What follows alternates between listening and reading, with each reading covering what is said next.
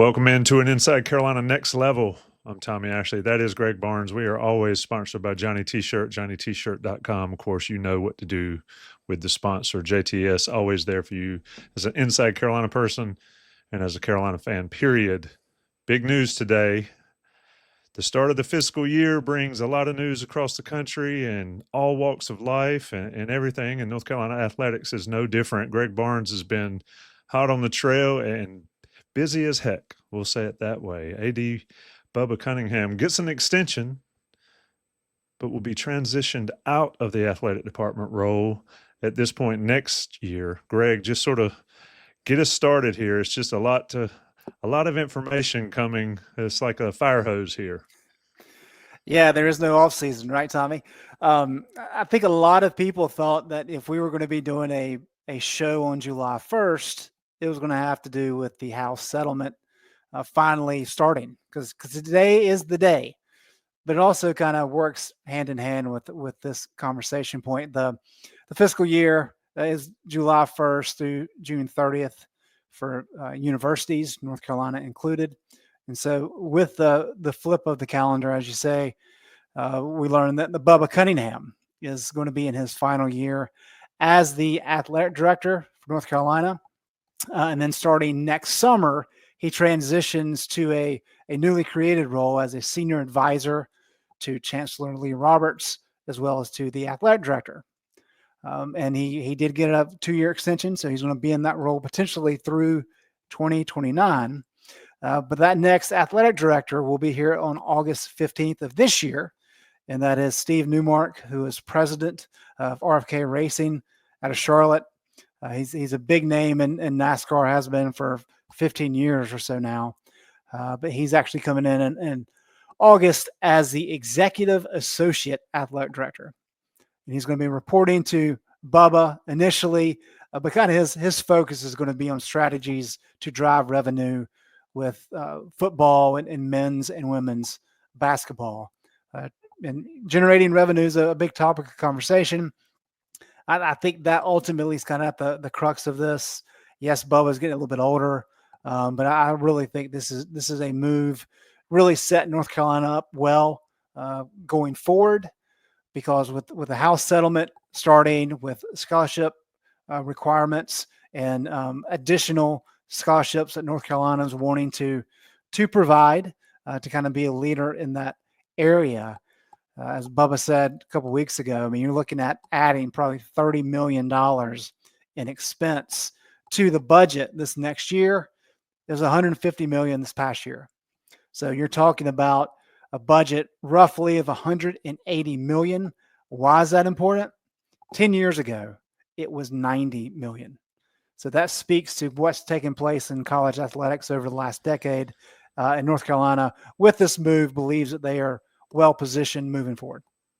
Yeah, you got to spend money to make money, but you have to get money to have money to spend. And these moves, Greg, we've sort of talked about it over the last several months. North Carolina's move, as you say, to position themselves well into this. You've got Lee Roberts, who's a very forward-thinking financial guy. You've got Barakat that came in to do the same, and now Steve Newmark will be a part of the team. Just sort of folks that haven't read Greg's column, first of all, go to Inside Carolina and read the column. It's a wonderful piece of work. Greg has worked on it. There's Q&As with Bubba from today and from earlier. Just a lot of information there. But Greg, just sort of nutshell it, Steve Newmark and what he brings and where he comes from coming to North Carolina, because he's not new to the Chapel Hill scene. Yeah, Tommy, he actually is a native of Chapel Hill. He got his diploma from William and Mary, went and got his law degree at Virginia. And I think there's a lot of different things that stand out about Steve Newmark. When a lot of people just know him from NASCAR, because he's been such a key part of that program at RFK for a long time. And it's really that's been obviously a great team for a long time, but he's done a great job kind of building them up, maximizing sponsorships and that type of thing. But where people may also find some interest as it relates to North Carolina is that if you go back 20 years, he played a significant role in a lot of the media deals that ESPN and the SEC put together. He worked with Robinson, Bradshaw, and Henson out of Charlotte. Worked with the SEC in getting that deal done. And then he also played a big role for the NCAA in their $11 billion deal with CBS and Turner Broadcasting back in 2010. So this is the guy who understands the importance of raising money. He has a lot of experience with big time media deals, with it being the SEC and the NCAA and NASCAR.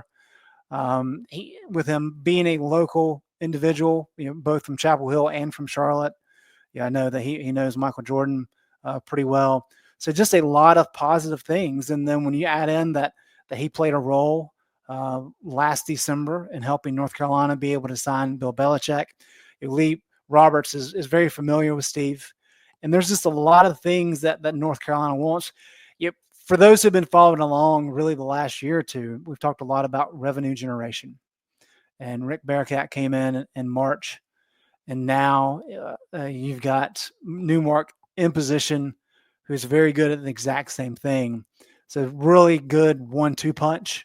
And that's going to be very important for North Carolina, not only while they remain in the ACC to maximize the brand status, which you talked to a lot of people around North Carolina that maybe that hasn't taken place in recent years. And then in terms of just having somebody there who understands what the SEC and those types of media deals are like. So if North Carolina decides to ultimately jump conferences to either the SEC or the Big Ten, you have somebody there with experience who knows what those deals look like, can kind of lead North Carolina through that type of change. Let me read a paragraph from your column. Like I said, UNC announces AD transition. This is your article earlier today. It says, since 2010, Newmark has been president of Roush Fenway and Keselowski Racing, which has been one of the most successful teams in NASCAR history. In that role, he's been responsible, and I think this is the key part when we're talking about financials, overall profit and loss in addition to performance, while also negotiating various commercial deals and implementing proactive changes throughout the organization. Newmark, who is a native of Chapel Hill, also significant media experience with major network exposure, in addition to vast fundraising experience. Greg, that it's all about money these days in college athletics. And, we've talked about transitioning to the pro model. We hear Bill Belichick and his staff talk about they're the 33rd professional team. But this is just, and you mentioned it earlier, and I want to expound on it, this is just another move for North Carolina to do that. And it feels like to me, you're on the ground, boots on the ground doing it. It feels like you mentioned the 1-2 punch. These are some heavy hitters coming in to accomplish what North Carolina needs to keep that brand, to keep the level of competition up in this changing world. Is that a fair statement? Yeah, for sure. And I think if you go back, I sat down and talked with Dick Bedore last fall, and we're gonna do that again before too long. But he talked about how if you go back 20, 30 years, it was incredibly difficult to be able to get help from the university for the athletic department. The athletic department was very much insulated. And so forget asking for a direct institutional support from the university. It was hard enough to get an increase in student fees to be able to boost the budget. And so what you've seen, not only at North Carolina, but really across the country, is this a penny pinching game. And it has been for a long time of you really want to keep your costs down because your revenue streams were just not that high. Well, all of a sudden, a few years ago, we get NIL coming in. And even before that, of course, you've got some of the media deals. And the money just starts flowing into the sport in all these sports. And it really became a thing of, okay, as you said earlier, to make money, you've got to spend money. And so what have we seen out of North Carolina here of late? Well, number one, if you look at the state legislature, it's in the budgetary talks, but they're talking about using some of the gambling tax revenue money and divert some of that to North Carolina and NC State, in addition to the other universities in the state. And we're talking, anywhere from 10 to 25 million a year for UNC and NC State. That's a boon for those universities. In addition to that, North Carolina, as we've covered before, in the 2023-24 fiscal year, got direct institutional support from the university for $14 million. So we're starting to see money come in from not only the university, but will be from the state. So that's a lot of inflow coming in. But beyond that, kind of to your point, when you talk about a guy like Lee Roberts, he's the 13th chancellor of this university. Everybody else before him worked their way up through the academic ranks to become chancellor. Well, Lee comes in with no experience, but yet he has a ton of experience on the financial side of things. He is a businessman.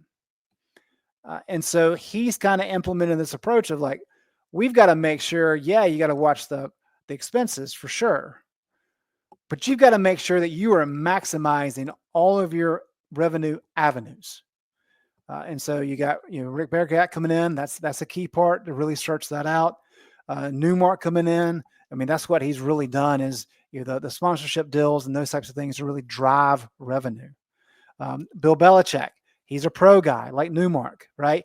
He understands the value of a dollar and how you have to spend it with players and how you have to budget within your own program to make sure you have a strong bottom line. What we are seeing is this transition from the old way of doing things, where you have people who have grown up through the academic ranks, grown up through the athletic department ranks, and they kind of ran the show and they knew one way, to now you're getting these people in from out of that cone of influence, from the business side of things, who have worked in sports and who've worked in entertainment and understand all these nuances that are a little bit different. They bring a completely different perspective. And so the hope is, as you transition moving forward, that you have more people in place with really a keen business eye and trying to drive that revenue.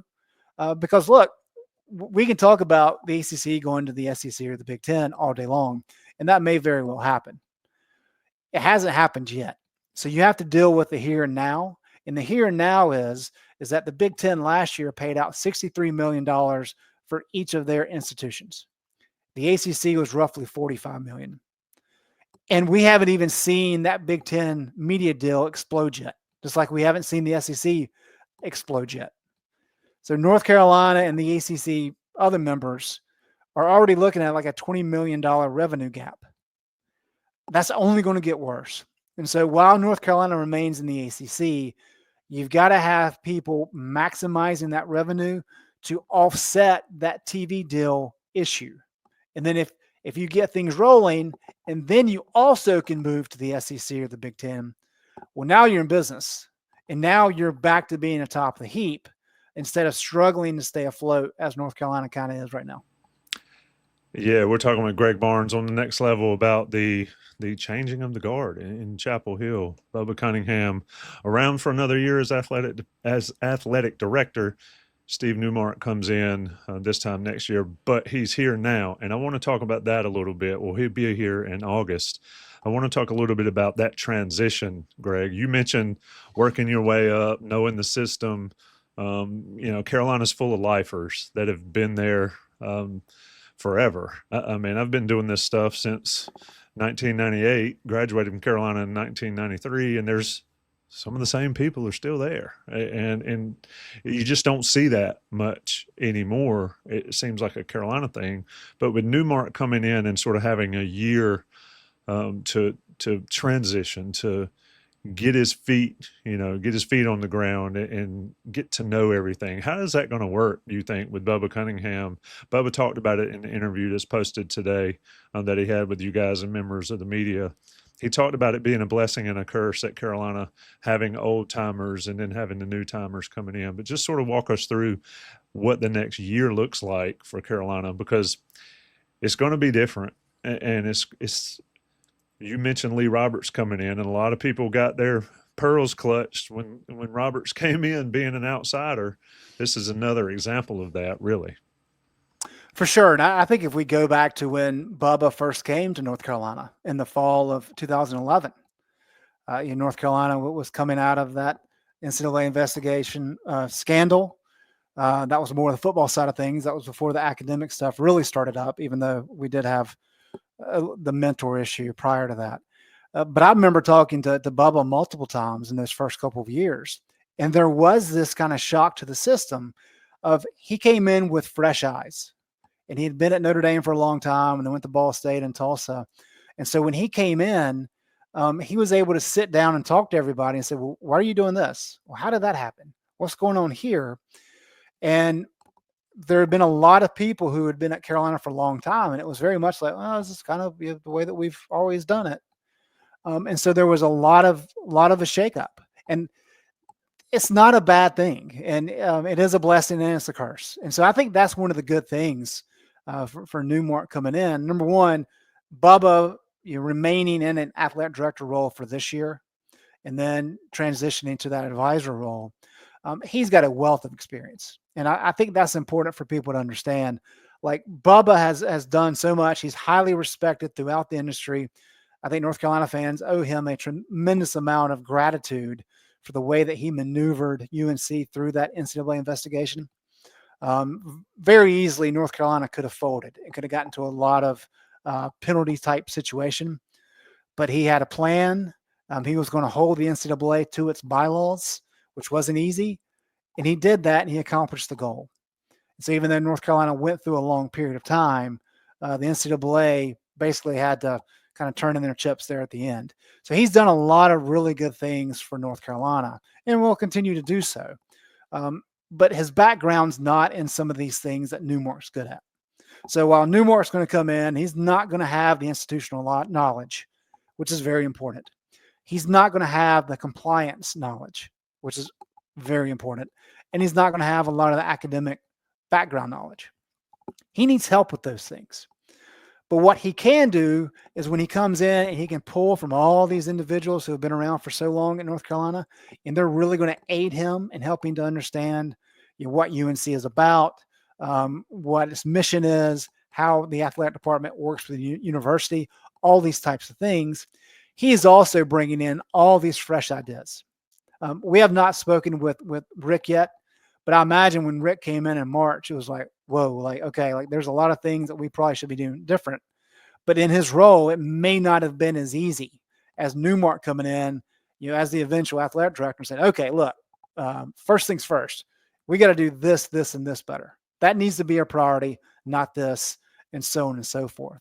So I do think the way it's set up makes a lot of sense.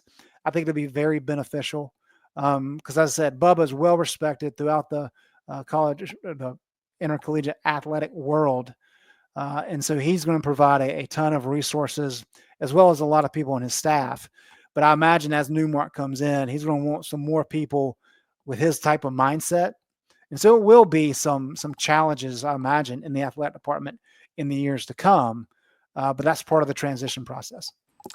I do find it interesting that when Bubba was speaking with you guys, he talked about the four major revenue streams. Tickets, we've seen ticket prices go up. That's just the nature of the beast. I remember there was one time in my life where I said I'd never pay over $100 to go to anything. Saw the Eagles in like the 70s for $4 and then saw $100 ticket to the Eagles, back whenever that was and first broke that barrier. And you also have television. We've talked a ton about the television deals.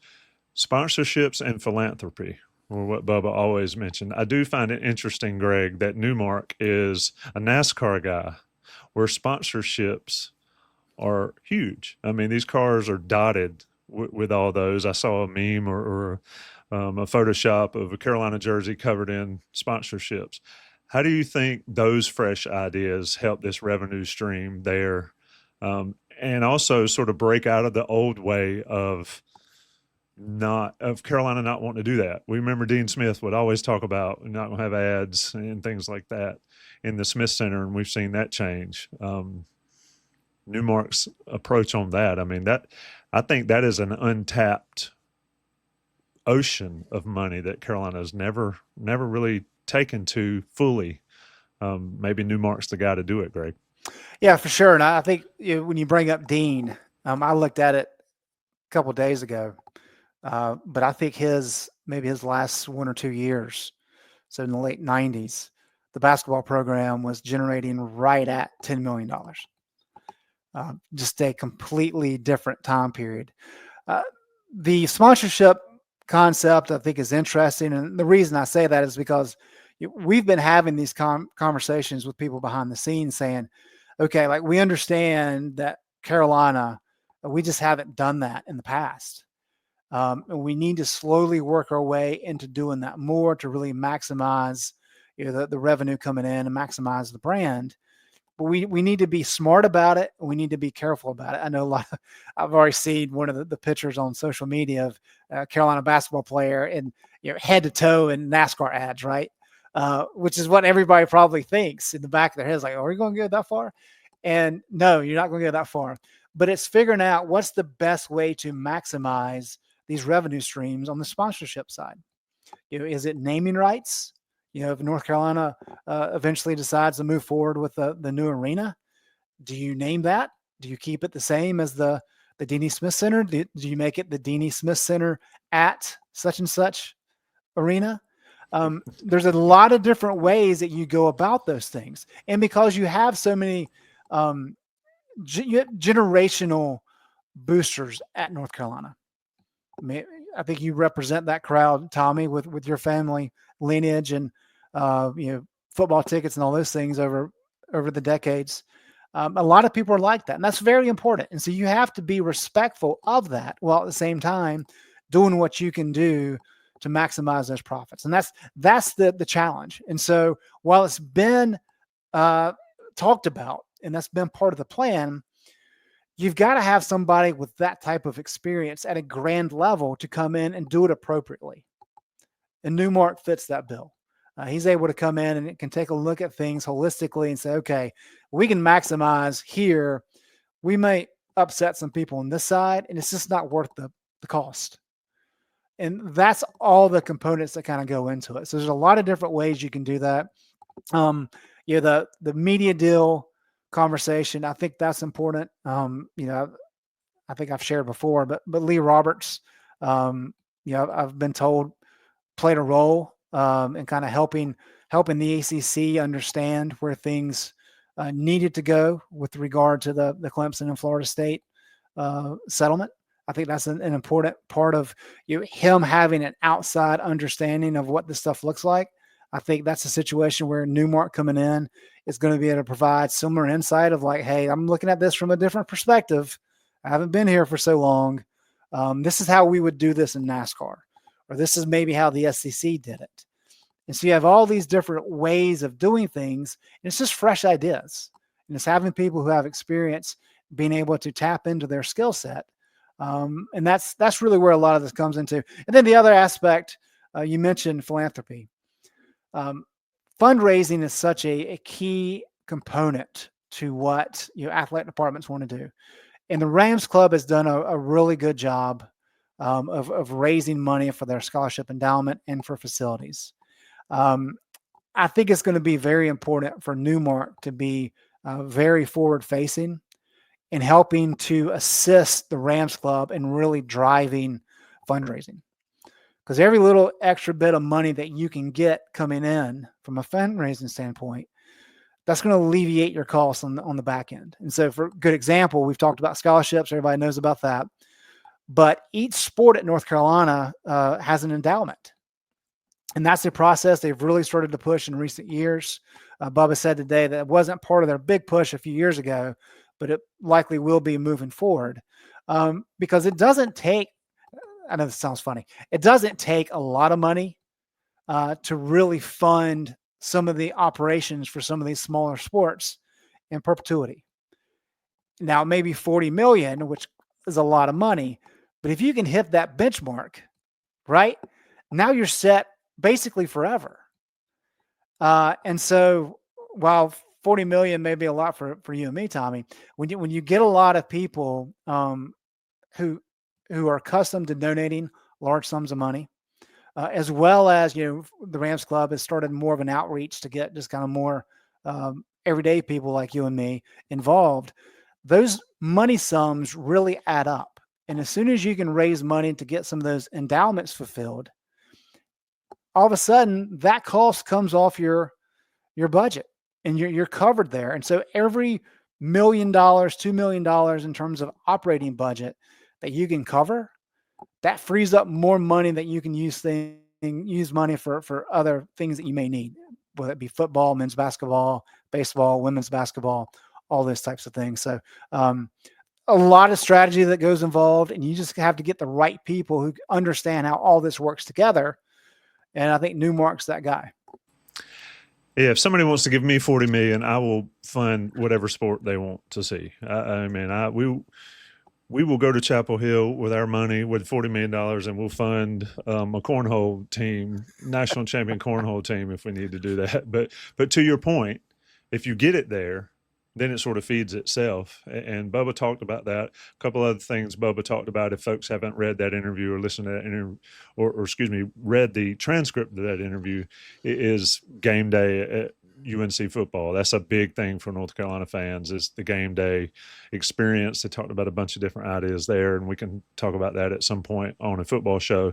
But Greg, one thing I do want to finalize with, and you talked about this and why what you just talked about is important, is one thing Bubba Cunningham has done is made sure that the other sports are in good standing for the most part. We talk about Carolina and all their national championships. Well, 90% of them are from the quote unquote other sports at North Carolina. We've seen women's lacrosse, women's soccer, just keep racking them up, field hockey. But Bubba said, if you want to be competitive, you can talk about being competitive, but you have to support them. And I think that's why the conversation, Greg, you just had with everybody listening is so important, is that is part of the Carolina way that maybe some of the new blood might not care to see. Why would you fund rowing or things like that? But that is always and will always be important at Carolina. I think your take on that in this new world order. Yeah. And I think people would be surprised. It doesn't cost a lot of money to run some of these programs. I'm kind of doing this on the fly, but I was going to pull up the last year when we start talking about the costs involved for the Olympic sports, for the 25 that are not football, men's basketball, or women's basketball.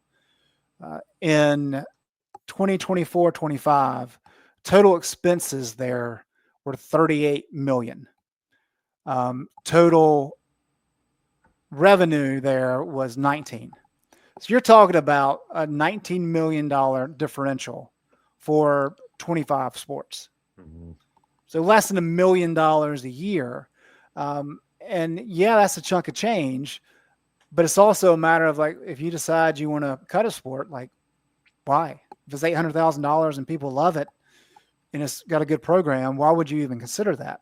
And I think that's part of the math. And we're talking about revenue generation. And as we said earlier, 10 years ago, North Carolina was bringing in 90 million. Well, 90 million versus 19 million for the other sports. Well, that's a pretty big chunk. I mean, you're talking 20%, close to it. But now you start talking about your budget doubling to 180. Well, now all of a sudden that 19 million is a lot less. You're getting down like 10%. And so the more revenue that you can generate, the lower the actual percentage of costs come from the Olympic sports. And then as you have committed, with that scholarship endowment, to really start increasing your scholarship opportunities for some of those Olympic sports, that's a big part of this as well, because a lot of that cost comes from scholarship needs. And so you're doing a better job of funding those scholarships. You're working on your endowments.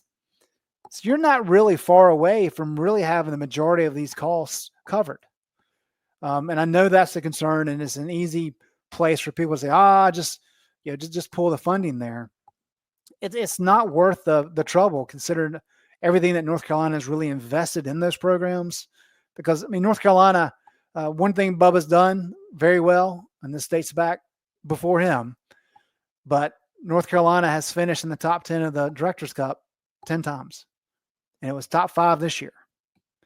So not only is North Carolina successful in football and men's basketball, but North Carolina really prides itself in being broad-based in terms of their sport support. And the Rams Club is really big into that. The fan base and the boosters are very supportive. And so it's an interesting discussion point, but I do think we're getting close to the point where it's really not even a relevant discussion point.